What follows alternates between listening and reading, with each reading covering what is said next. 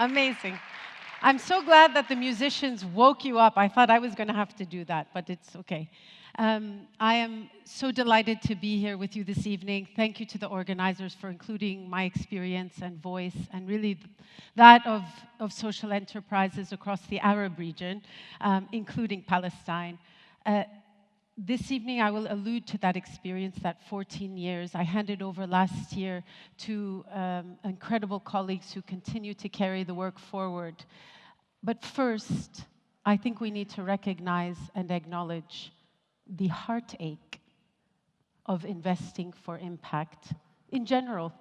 It is a very hard road. This is not the easy path. We've been discussing greed and the difficulty of shifting mindsets, but on top of it, I'm going to situate us in a place where the error factor is enormous. And when you're trying to be a social investor and consider the cost of these elements, not only emotionally, but tangibly in your investment decisions, it's not easy. And so often we just hide it. I was I did it all the time, only focus on the hope without really recognizing the enormity of the pain. Because once we actually recognize the difficulty and the heartache, and we look a little bit further, we realize that there is the source of so much innovation. In fact, there's no choice but to innovate. Now, originally I wanted to use some sound, but I wasn't clever enough to bring it in. So I'm using images. Can you tell me where we are? Where do you see here? Scream. Where? Gaza, yes. Sudan. The Beirut blast, Lebanon. Cairo, bravo, excellent. Okay, you've basically hit the nail. Gaza, 100%. This year had a very thriving social enterprise scene. Before 2023, before the loss of 72,500 individuals, over 20,000 children. They are not numbers. And now the question is, what do we as social investors, what do we do? This is enormous. I put the Cairo traffic there, not to make light of it, but to show that even as social investors, we began in Egypt, then got to Lebanon, Jordan, and Palestine. Estimates suggest that traffic in Cairo costs Egypt 4% annually to GDP. How do you manage that when you're looking at a business plan? Over here, you see this garbage buildup.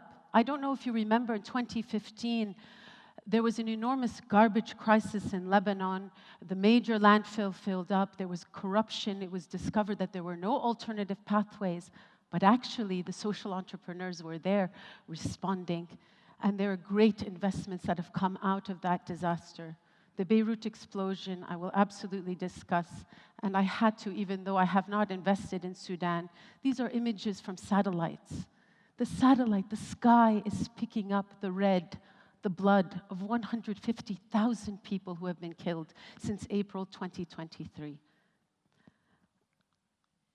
Beyond the emotion, now that I have you, we have to also be cerebral. It is true that on SDG 1, the entire world has seen a decline in the percentage of people living under $3 a day, except the Middle East and North Africa, where the poverty numbers have been increasing steadily since 2010. On the major SDGs that Alfanar invests in, SDG 4, education, actually 70% of children experience learning poverty in the region. They cannot read or write an age-appropriate text by the age of 10. We have the highest unemployment rates among youth globally and have had for the last 25 plus years. This is up to 42% with young women in Jordan, 30% overall among youth in Lebanon and Jordan. It is the most unequal place in terms of gender equality. Only 24% of women are represented formally in the labor force. It continues to house the largest number of migrants and refugees. 1 in 7 people in Lebanon is a refugee. 1 in 7. And when it comes to climate, this is the most water-scarce area in the world. Jordan is set to lose water first globally. And we know that climate change is a direct tax on poorer communities. This is utterly depressing, and I don't blame most global social investors for skipping the Middle East and North Africa. It is daunting. But we were not Swedish. We were born from the region. We went out and we got educated and we wanted to learn and we wanted to prove that we were just like everyone else. And in 2004, a banker of Libyan Palestinian descent named Tariq bin Halim decided to establish an organization called Alfanar, which means beacon in Arabic, lighthouse. And he set up the first venture philanthropy organization. I went on to, he was really focused on how to make citizens self-reliant. I became obsessed with social enterprise. When I took over in 2010, the idea was becoming so obvious that many civil society organizations were more responsive to donors than to those they were supposed to serve. This is common parlance in this space. This is why we all set up social enterprises and invest in them, but they all exist, especially those who wanted to be financially sustainable through trading revenue. And we did it. I went to Luxembourg to my first EVPA in 2010, and I learned everything. And I copied it as much as I could because I wanted to show that we were credible, we were methodical, we were not overly emotional, that we could pull out and pull in when we needed to, and we kept building. We started really over here, mostly grants. Every year, the organizations would renew. It was troublesome, not scalable. And slowly, as we became more focused and rationalized the investment cycle, we could offer zero-interest loans, even equity investment, and do much more. And in 2015, we wrote in the business plan, if we did our job right, there would be breakthroughs. There would be investable opportunities, those that needed equity, or concessional debt, or other types of financing. And we should be part of the first impact investment fund, which now, hopefully, Anara is a sister fund will launch next year. This is the model, excellent. Many of you know the venture philanthropy model, tailored funding, business planning. This training and management support is the glue, and it's what I'm going to discuss. I didn't realize it quite so much, but with some distance, this proximate, present management support for social entrepreneurs that are not only lonely, they're lonely everywhere, but are constantly faced with a barrage of unexpected, is a pivotal piece. We also, of course, focused on business planning and backed them for 3 to 5 years so they could stop fundraising and really focus on driving their impact and their sustainability forward. Impact management, I could spend another session on that because we developed and still use a real-time business intelligence technology that allows the entrepreneurs to make better management decisions, knowing in real time how their impact and their sustainability is faring. But let's focus on the proximate investment. I want to give you 3 examples of how this made a big difference. Because we're in country, we are in Egypt, we are in Lebanon, Jordan, and Palestine, we could respond quickly. In this example, Life Vision for Development, we invested in an organization that works with smallholder female farmers across Upper Egypt and takes them through a gentle but very focused farmer field school over 10 months and enables them to really learn how to compost, to irrigate appropriately, etc. The purpose of this was to improve yields and take-home income for their families and also to make the women the knowledge holders. And they did. They reached 2,000 farmers, improved yields by 17%, take-home income by 31%, but this was not sustainable. So we developed a business plan with them, amazing, ready for investment. Between the approval of the investment committee and the execution, we had delivered the money. It turned out that the law changed, and they were a registered charity, could not achieve the revenues that they had anticipated with the soybean press. It would be illegal for a charity to have that level of trading revenue. So they came back to us. This is where trust comes in. And they said, we can't use this money. Will you take it back? We want to rework the business plan. They could have done something else with the money. They could have tried to play around with the law. They came back. We went back and invested in a greenhouse that is now a model farm where the women who are in the school can test out some of the methods that they're learning, because often they're reticent to do them in their own plots, and then they gain confidence, but also now they can sell from the greenhouses that they run. I take you to Lebanon next, the power of presence. In 2017, we met this brilliant social entrepreneur who had discovered an inefficiency in the second-hand clothing market. People used to take their clothes and maybe dump them at the refugee camp, and then people would go through the clothes in an undignified way. Maybe it fits, maybe it doesn't fit. I mean, we all have wonderful experiences of dropping off in a box, and there's an efficient system. This didn't exist, so he created it.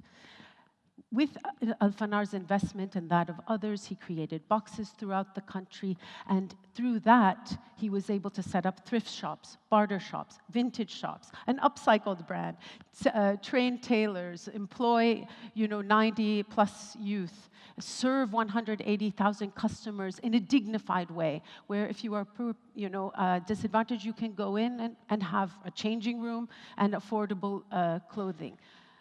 But I show you a picture of him covered in blood, because in 2020, a building collapsed on him during the Beirut port explosion. And Alfanar had a choice to make. We were a venture philanthropy organization, not a humanitarian group. What should we do? But we had been there since 2012. And so, with our network of social enterprises, we were able to work with one that employs underserved youth to work in the construction industry, to not only rebuild his headquarters, but that of 67 businesses and 3 schools, and also to work with food enterprises to serve the thousands who were injured and displaced. So we were working through social enterprise to respond to the crisis. Finally, I give you Heartache. Heartache is a brilliant, brilliant social enterprise, one of the oldest in Lebanon, established in 1969. And they were really just run as a charity. They didn't even have a CEO. They were board run. With Alfanar's investment, we enabled them to go from working in 3 Palestinian refugee camps to 6, from 200 to 400 refugees, all working in embroidery. I'm wearing their work here today.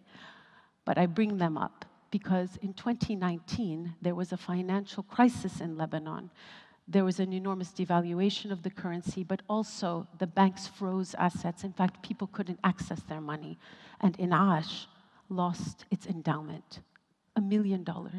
We were just preparing to exit because their sales were covering costs and then some. What were we to do? We are proximate, we were patient, we are risk-based, and we're flexible. And we came back with grants. And we said, you have an excellent product.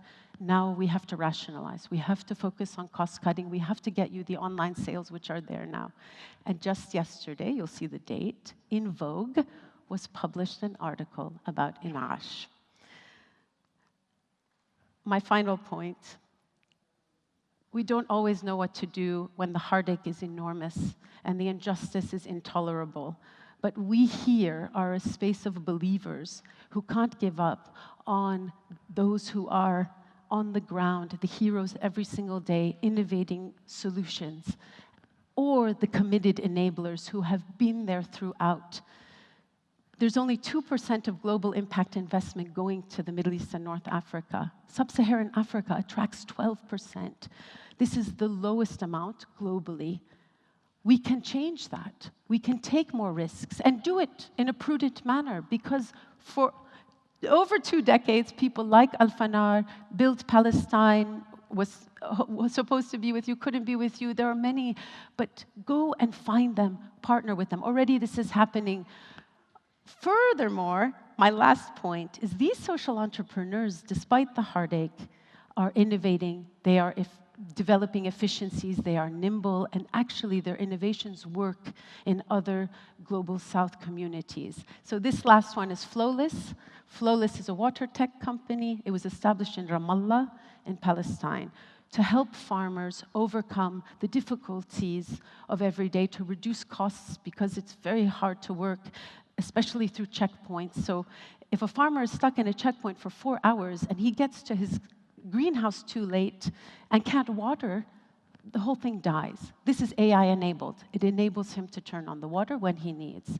But on top of it, it allows municipalities to reduce costs by 40%. With Alfanar's support, Flowless is now beyond Palestine, in Jordan, in Tanzania, and is working on partnerships across Africa. There's hope amidst everything, and I love the topic of the conference. Let us find the togetherness so that we can catalyze greater impact. Thank you for everything you all do and for having me.